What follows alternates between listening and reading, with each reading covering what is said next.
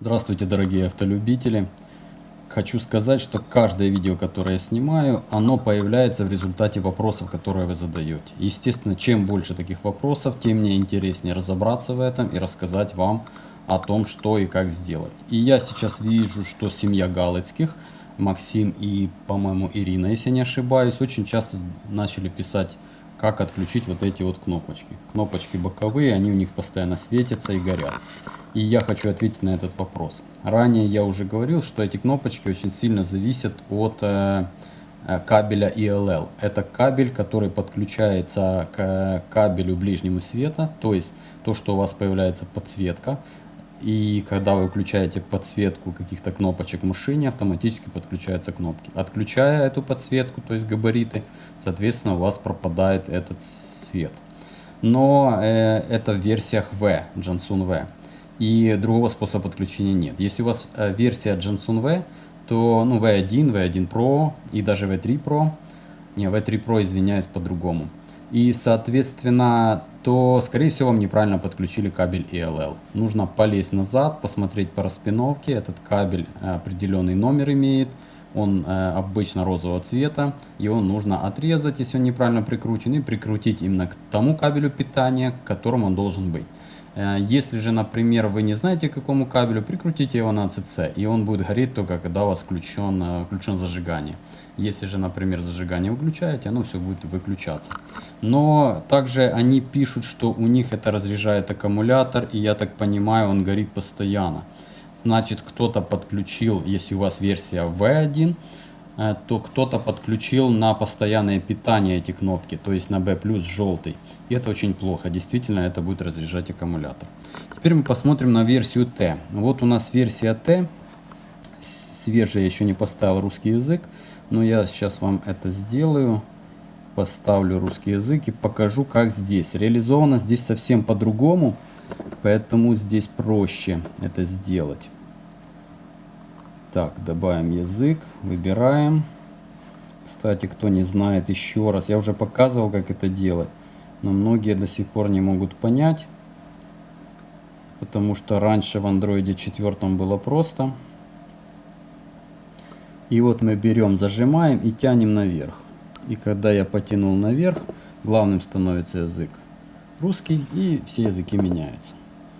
Как здесь это реализовано? Здесь вход в инженерное меню обычно в версиях V3, называется она у Jansun, на самом деле это версия T3.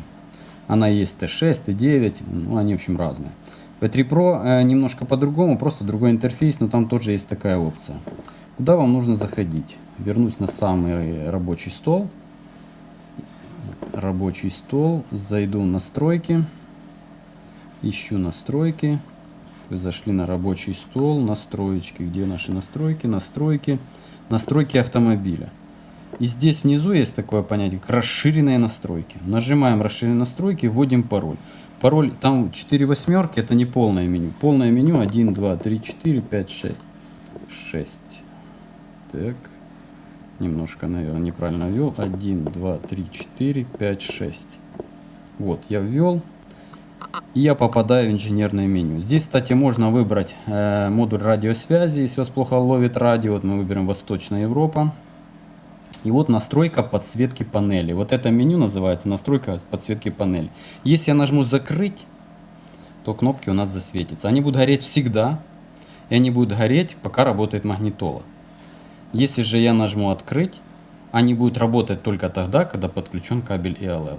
И теперь отвечаю на ваш вопрос. Если у вас, например, оно горит только тогда, когда вы едете, но горит всегда, то можно выключить с помощью этого меню эти кнопочки подсветка. Но если оно горит даже тогда, когда вы выключили автомобиль и ушли с него, это означает, что у вас просто неправильно подключен кабель ELL. И этот кабель, он отдельно идет. И сейчас я попробую вам его показать.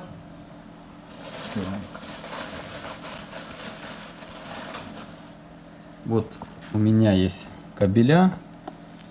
Я на любом произвольном покажу, где он находится. Ну, как видите, вот он здесь. Это оранжевый кабель ELL. Иногда он заходит в CAN бус, но чаще всего он идет отдельно. И он как раз для того, чтобы делать подсветку. В разных проводах он есть. Распиновку вы можете узнать на нашем телеграм-канале.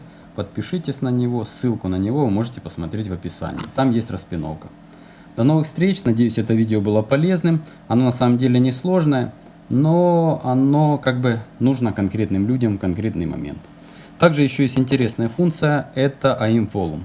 Эта функция позволяет уменьшить мощность встроенного усилителя, видите, до низу, до 15 дБ. Это нужно, когда вы подключаетесь линейным способом.